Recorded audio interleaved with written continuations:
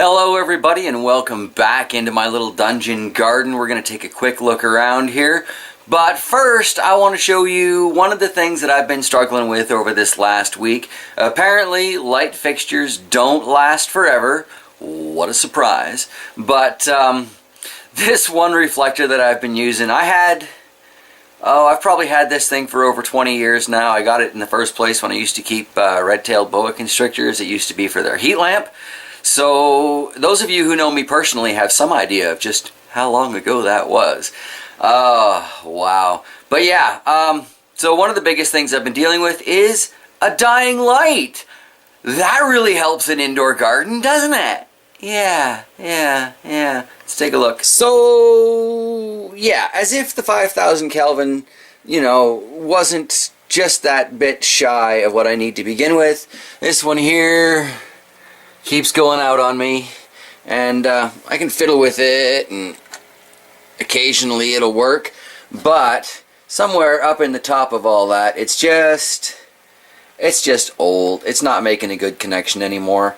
If any of you know how to repair these kind of things and want to throw some advice down in the comments, I'd love to have an extra reflector, but in the meantime, I just can't keep on coming down here to a light that's not on, so I'm going to have to head off to the co-op and find a new one. But I think the new ones are only like about half the size of that, so I'm not even sure the 17 watt LED is going to fit in there. But we shall see. For right now, though, let's take a look at what's growing on here. It's a little Scotch bonnet, MOA Scotch bonnet. This is doing so well compared to last year. I am so pleased. It's Weary Weary. This is a brand new pepper for me this year. I believe Lloyd sent me the seeds for this. Really excited to find out how that's going to taste. Got a really nice looking billy goat back here. This isn't the nicest of the billy goats, but sure is real pretty. I think this is one of the ones, though, that I will be following Dave S and WV's advice. Y'all know Dave, right?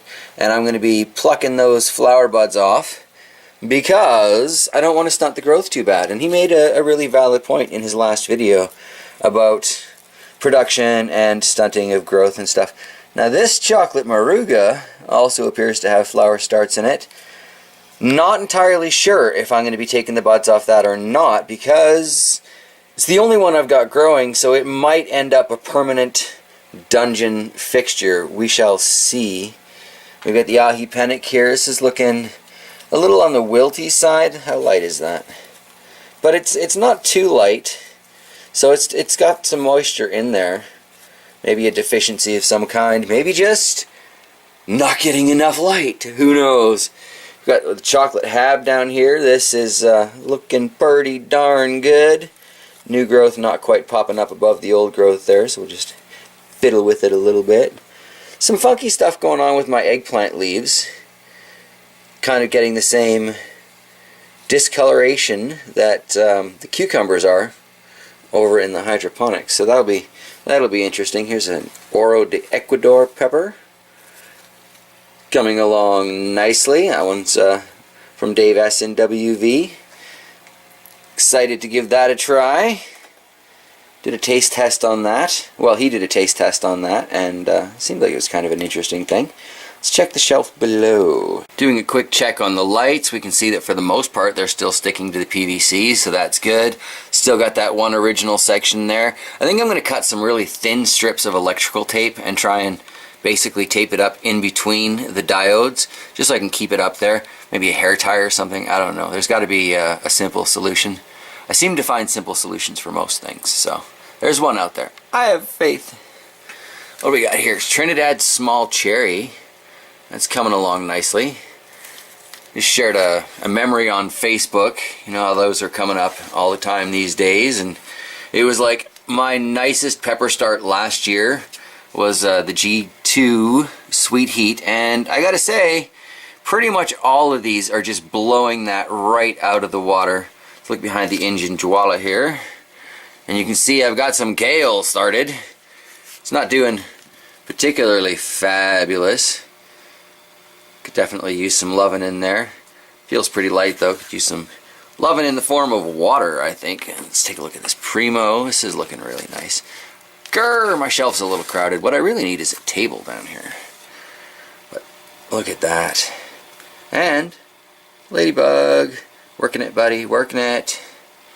So this is exciting. I might have to go through these plants might.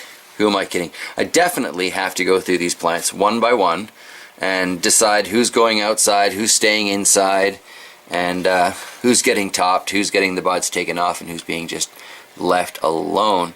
But most things are coming along really, really well, so I don't want to mess with them too bad. See the devil's heart pepper back here.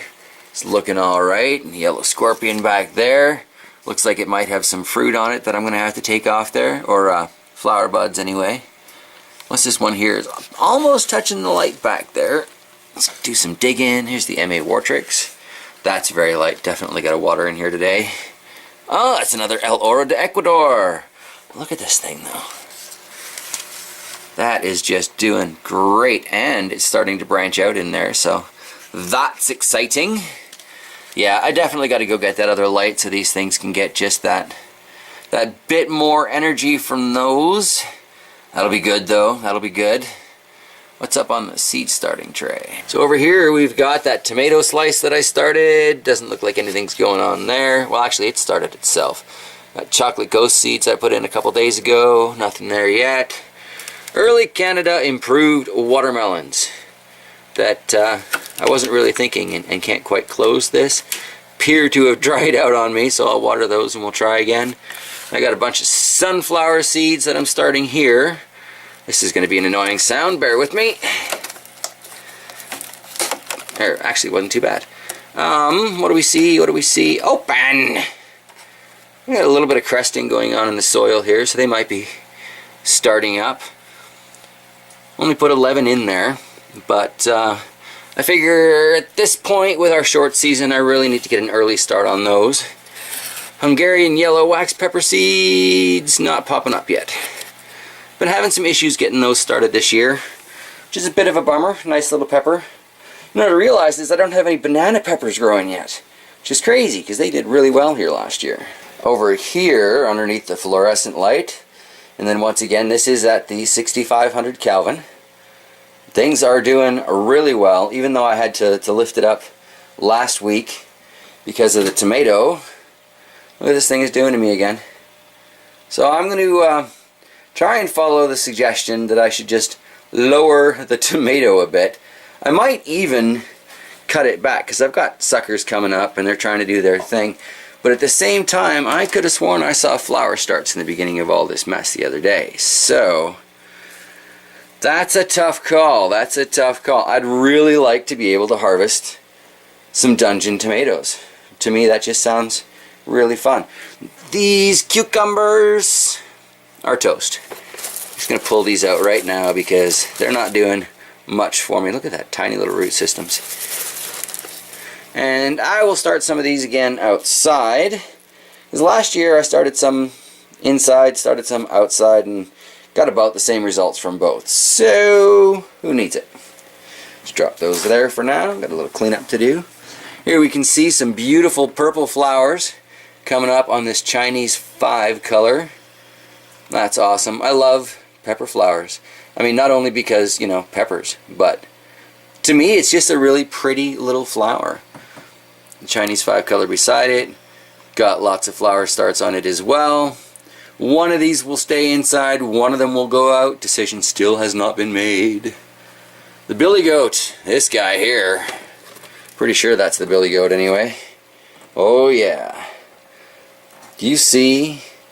Oh, focus. Focus, little camera. All those little buds in there. Part of me really wants to clip them off and follow Dave's advice, and part of me is like, you know what, we're just going to put this into a bigger planter and let it grow down here. Because I do have a few more of these growing around, but it might be nice to keep one of them inside.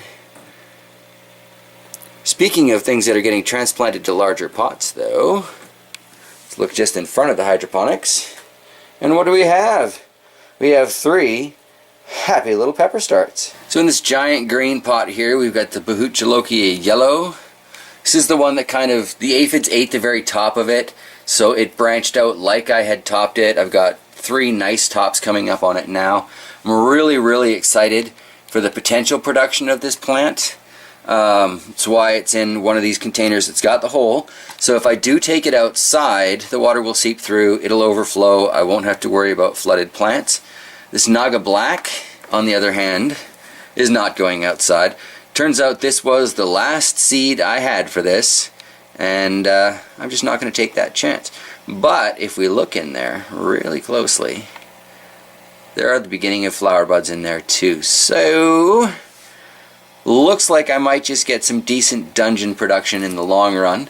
Beside it here in the other little brown pot, it's got the same situation here. All of the ones that I'm using right now have the overflow at the bottom. But this is the 7-pot Brain Strain Yellow. I really struggled with these. And again, it's the last seed that I had. But I've got something growing. So I'm just going to probably leave this one inside as well, so they can be true to form, we'll say, and odds are they won't be cross-pollinated by anything, because I'm not planning on keeping bees down here. Pretty sure there's a line, and the rest of the household might feel that crosses that line. But don't they look nicer in these larger pots? I think I'm going to transplant that billy goat today, actually, and let it sit in these pots too. Got these little flower containers here from the grocery store. I guess all of their cut flowers come in these. So once a week they have one of these to get rid of. Wait until their stack builds up a little bit, and I'm going to go get some more. Might do a giant double cup system out of these, because we do have probably 20 or 30 of these already kicking around. We shall see, long run. But yeah, so far these are looking really good. And that tomato is going insane. Looking down at some of the actual hydroponics plants, I am pleased to announce I finally separated these two. So the yellow fatales are now 1 per container. So that's nice. Another ladybug over here working it on the shishito. Should be interesting to see what all comes of this year. These plant starts are, like I've said many times, so much better than last year's. And believe it or not, kind of a sick little fascination, I'm already planning on next year's garden. That's right, I'm thinking about my starts for the 2018 gardening season, because I'm addicted. And what can I say? You know, it's not a terrible addiction to have. Oh no, I like to grow fruits and vegetables in my basement. Could be a lot worse. Anywho, I'm going to wrap it up there today and say thank you all for joining me on this Earth Day update to my dungeon garden. I would love to take you outside and show you what's going on out there, but it snowed again last night. So we'll be skipping that portion of this video, and hopefully next week we can take a look at the fruit bushes and things, because some of them are looking good and some of them I'm thinking are probably dead, but I'd like some feedback before I start digging anything up, you know? So yeah. Until then, thank you all for joining me, and I hope you have an absolutely wonderful week ahead. Take care, everybody.